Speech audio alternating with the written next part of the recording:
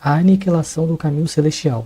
Buscamos formas para viver uma vida digna em busca de, quando a gente morrer, ir para outro mundo de maneira totalmente que nada impeça da gente reencarnar no mundo de Sekai. E se na verdade o mundo de Sekai ele não existe? Park Tae-wook, aos 17 anos, atentou contra a sua própria vida. Mesmo sabendo através do seu pai que era uma farsa esse mundo de fantasia que ele poderia achar ou não que poderia reencarnar, ele mesmo assim ele tentou.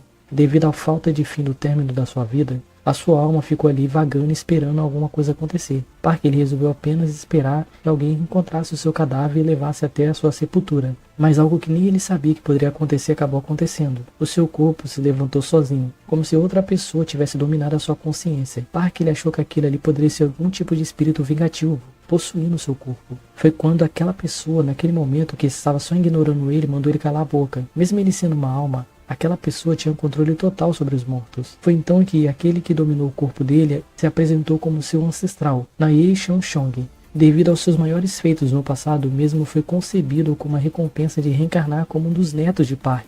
Entretanto, como a sua linhagem acabou sendo interrompida devido a ele ter tentado contra sua própria vida, ele meio que acabou quebrando as regras do destino, fazendo com que nosso protagonista reencarnasse no corpo dele agora, em vez de ir para um dos netos dele. Quando Shao Shang perguntou para ele por que ele fez isso, o mesmo percebeu que aquele corpo apresentava um forte rancor do passado. Park explicou para ele que tudo começou depois do desaparecimento do seu pai, ocasionando numa quebra de um tipo de vaso estranho que estava na sua casa o tempo todo. Por ele achar que aquilo ali não poderia ser nada na sua vida, ele resolveu simplesmente ignorar. Só que depois disso, aquilo virou um inferno na sua vida. Shang Shang diz para ele que, já que ele está sendo assombrado, por que ele não foi até outro xamã? Park ele até avisou que foi sim até o monge, que é um amigo do pai dele, que era o Bayan Sheon, que tentou até ajudá-lo no momento. Mas aquela coisa que o perseguia era um fantasma centenário, era muito forte para poder ele sozinho pará-lo. Shang Shang falou para Park que ele estava totalmente errado, aquele fantasma não é centenário, e sim um fantasma milenar. E ele conhecia exatamente quem era aquela pessoa. Tudo começou há mais ou menos 2000 anos atrás, na vila de Silas. Era o local onde apresentava várias aparições de fantasmas muito poderosos. Ali era onde eles se testavam. O jovem que caminhava entre a noite avistou vários fantasmas de nível muito alto mortos, e se perguntava quem foi o monstro que fez isso. Foi então que ele avistou no meio dos corpos dos fantasmas Nae Shang, nos seus 12 anos. Depois de uma breve conversa, aquele homem se apresentou como um fantasma e disse que seu nome era Bagaçal, e ele estava ali para treinar nosso protagonista ou testando. Se ele acertasse nele apenas um golpe, ele seria o seu mestre.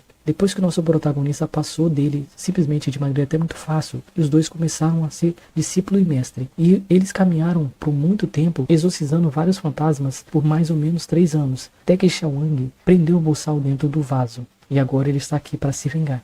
O rei do jogo solo. O Hard Lord se tornou um grande sucesso mundial. Por ser um jogo baseado na realidade virtual orientada por algum tipo de IA, com isso, os jogadores sabiam que poderiam evoluir conforme o jogo ele fosse prestando sua atenção neles mesmos, levando a uma renda máxima para jogadores que se sentiam honrados, já que o jogo prestava muita atenção neles e na sua história do seu personagem. E um deles era o Han Jae-un. Na sua vida original, ele sempre era tratado como um lixo para todos, mas dentro do jogo, ele percebeu que um lixo poderia ter algum tipo de valor na vida. Infelizmente, com grandes poderes vem grandes responsabilidades. A atual Top 2, por ter perdido espaço para ele, capturou alguns dos seus companheiros para utilizá-lo como isca para atrair nosso protagonista até lá. Mesmo sabendo que estaria em desvantagem, Han logou logo na sua conta Hero Slay e partiu correndo para salvar os seus companheiros. Por ser o atual Top 1, ninguém ali teria chance de pará-lo se ele fosse para cima dessa pessoa. Com pouco esforço, ele conseguiu lidar com aquelas pessoas e salvou seus companheiros. Han questionou a Top 2 porque ela não aceitou, já que o mundo mudou e agora ele é o Top 1. Então ela deveria aceitar que ele é o rei da savana agora. Como ela não aguentava perder o seu posto de top 1, a mesma resolveu fazer algo impensável que ninguém no mundo faria. Seduzir os companheiros de equipe do nosso protagonista, para que eles pudessem traí-lo e ela conseguir voltar a ser top 1. Como no mano a mano ela sabia que não teria chance nenhuma contra ele, ela utilizou a única forma que saberia que ele poderia baixar a guarda naquele momento, que era quando ele estaria com seus melhores amigos. Han, por ter baixado a sua guarda, os seus companheiros vão apunhalá-lo pelas costas. E ele perguntou para eles por que depois de 5 anos eles fizeram isso com ele. Foi então que eles avisaram para ele que tudo ali foi baseado em dinheiro, eles queriam mais dinheiro. Para se manter no top 1, você tem que logar constantemente. Se você para de logar, você perde XP e perde mais reconhecimento no mapa. Como ele ia ficar 2 dias ele ia perder o top 1. Por isso que ela voltou e fez isso com ele, para que ele perdesse XP e perdesse alguns itens que ele demorou muito tempo para conseguir. Quando o nosso protagonista foi lançado para fora do jogo, tentando absorver ainda por que aquela traição aconteceu, ainda em choque pelo ocorrido, ele resolveu ir na rua para esfriar um pouco a sua cabeça. E ele não percebeu que o sinal estava fechado. E, ironicamente, ele acabou sendo atropelado por um caminhão de lixo. Seus pensamentos mais profundos, ele jurou que se ele tivesse uma chance, ele se vingaria de todos. Alguém resolveu saber se aquele ali realmente era verdade ou apenas lorota da sua vida. O retornando 5 anos no passado. No início, Han acabou ficando bem chocado sem entender o que estava acontecendo. Foi então que ele ouviu que era para fugir do Minotauro. Ele se lembrou que essa era uma fase do tutorial que foi esquecida há muito tempo atrás por ser muito difícil. Foi quando o jogador que fazia parte da equipe dele disse que o jogo tinha acabado de lançar faz 10 meses. Foi quando o nosso protagonista soube que ele realmente retornou no tempo. Antigamente, por ser extremamente pobre, ele frequentava muitas lan house, mas agora ele vai utilizar todo o seu dinheiro, mesmo que precise vender a sua própria alma, para conseguir ficar mais forte em pouco tempo e se vingar dessas pessoas e esmagá-lo tão forte que eles nunca mais terão chance de poder confrontá-lo. E ele sabe que não pode ser sua classe antiga de guerreiro, já que os guerreiros precisam de companheiros. Então ele vai para a classe mais roubada do jogo, que ninguém gosta de jogar por ser extremamente difícil de upar, classe magro necromante. Seosu salva o mundo. As pessoas, elas perdem um senso comum delas quando uma crise se inicia. Bem ou mal acaba deixando de existir no momento em que todo mundo está no mesmo barco. A pureza havia deixado os seres humanos com apenas 3 meses de crise. Kang Seosu, um assalariado que depois do fim do expediente foi olhar as pesquisas para saber o que estava acontecendo no mundo. O mesmo ficou bem intrigado com aquilo que havia sido avistado. X-Rama, um asteroide que estava passeando sobre a Terra. Até então não apresentava nenhum tipo de sinal de colisão, então havia sido deixado de lado esse tipo de notícia. Entretanto, conforme o mundo girava, Rama, o asteroide, havia mudado seu percurso em direção à Terra. O governo, entendendo que Rama era uma ameaça, eles começaram seus preparativos para lidar antes que isso se transformasse em alguma crise, com a convicção que se eles lançassem bombas nucleares visando mudar a rota de Rama, tudo seria resolvido. Um dos pesquisadores começou a explicar que Rama era muito grande para poder ser desviado, já que ele estava muito perto da Terra. Com a distância percorrida que ele está agora, é impossível eles conseguirem desviá-lo. Se ao menos eles tivessem notado ele antes, a humanidade teria um tipo de chance. A notícia era horrível, mas infelizmente só resta a aniquilação para a humanidade. Ver alguém com muita inteligência aceitando sua própria morte, todo mundo começou a pensar em desistir. Infelizmente, o governo começou a dar esperança para o povo. Não só ele, mas toda a humanidade se uniu para poder enfrentar Rama, já que seria uma crise global. Tudo parecia até bem até demais. Mas só que Rama, ele era muito grande. Mesmo com todas as bombas nucleares do mundo, não foi capaz de desviá-lo da sua trajetória, que permaneceu a mesma, com agora mais força em direção à Terra, levando aquelas pessoas que não morreram pelos destroços das bombas nucleares ou dos pedaços que foram acolhidos de Rama, só esperar a sua morte. Seonsu, nosso protagonista, ele não se arrepende de nada. O tempo já tinha levado tudo dele. Os seus pais faleceram muito cedo, sua noiva largou ele não tinha mais nada do que se prender nesse mundo. A única coisa que prendia ele nesse mundo era Rama. Depois da colisão que foi finalmente feita, sem entender o que aconteceu porque ele retornou aos seus 13 anos, Seosu ele pensou que ele foi abduzido por algum tipo de alienígena que veio junto com o meteoro, já que eles estavam recolhendo as suas memórias. Ou essa situação poderia ser algum tipo de paradoxo. Só que quando ele viu o rosto da sua mãe e do seu pai, o mesmo ele entendeu que aquilo realmente era real, já que seu pai e sua mãe haviam sido queimados, então os aliens não teriam como recuperar o sistema genético deles, então provavelmente seria essa uma realidade verdadeira.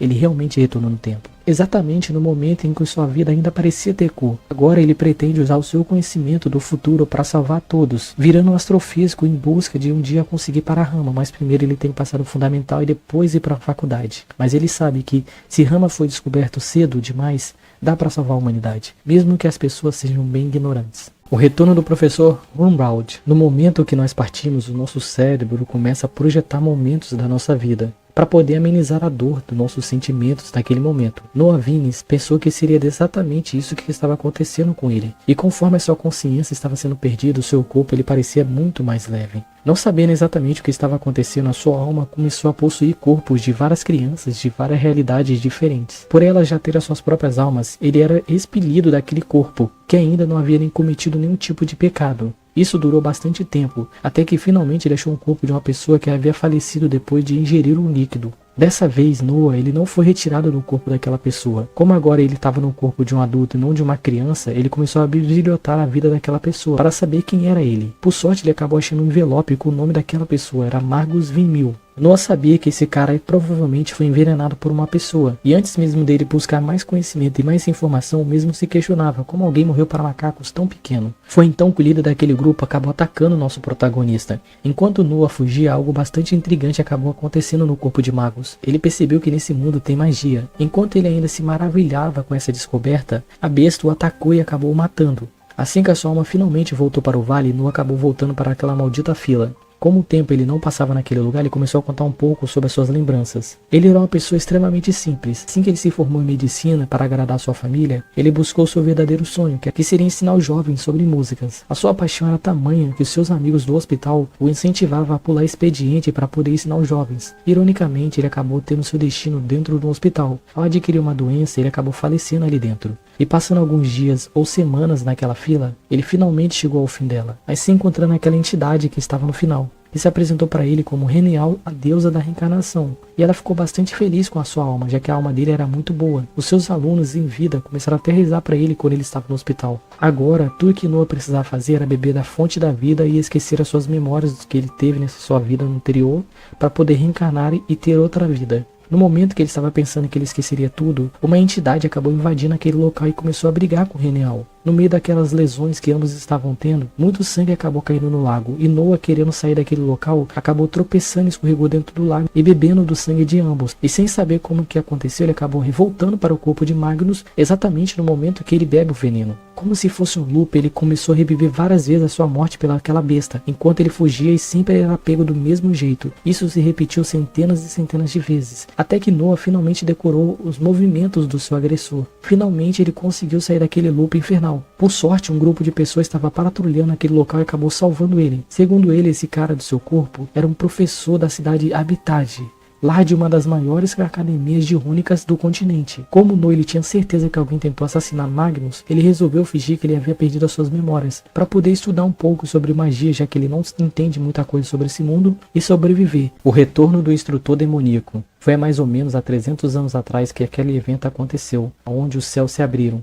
e eles acabaram atravessando dos céus. Essa foi a introdução aos demônios para a humanidade. Eles não vieram em paz, porque após a sua chegada já declararam guerra contra toda a humanidade. E foi nesse momento que iniciou a invasão demoníaca à Terra. Observando a gravidade daquele cenário, a facção justa formou um exército poderoso para lutar contra os demônios, jurando que os derrotariam. 3 dias depois, em Anuia, eles enfrentaram os demônios e foram aniquilados completamente. Dentre um ano, mais da metade da humanidade havia sido morta pelos demônios. Todo mundo morim, tanto a facção justa quanto a facção sinistra, formou uma aliança para a resistência final em Xuxuan. A batalha durou 2 semanas direta, mas as tropas da aliança foram completamente dizimadas pelos demônios. O mundo morim foi oficialmente destruído. Todos os sobreviventes foram escravizados e levados para o mundo demoníaco, incluindo nosso protagonista, que foi um dos capturados. Passando-se 5 anos, depois do fim do mundo, os demônios viram algo sobre ele. Por ele não conseguir usar poder interno, começaram a estudar o seu corpo. Depois de uma lavagem brutal cerebral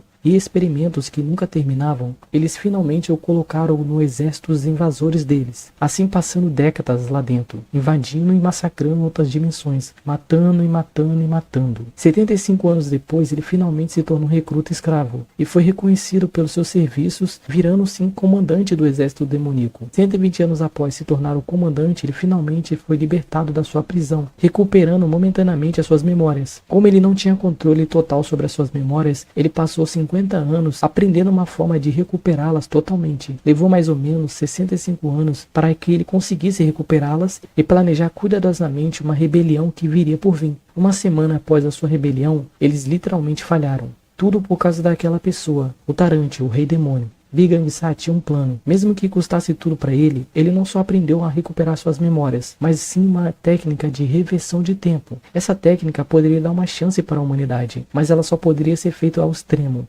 E ele percebeu que ela realmente acabou dando certo, o retornando de volta para quando ele era um instrutor da academia marcial. Por ele ser bem fraco e não ter energia interna, ele não era muito respeitado nessa academia. Já sabendo que ele retornou para esse corpo exatamente 10 anos antes da invasão, ele vai utilizar suas memórias do futuro para ficar mais forte em pouco tempo e treinando as pessoas ali, os jovens, para poder enfrentar os demônios que virão para a invasão. Mas infelizmente ele ainda é muito fraco e as pessoas não respeitam ele. Então ele tem que evoluir de faixa, derrotando os outros instrutores para ir evoluindo os estudantes. Mas vai ser muito difícil para ele, porque ele não tem energia interna. Mas ele sabe uma forma de recuperar seu poder.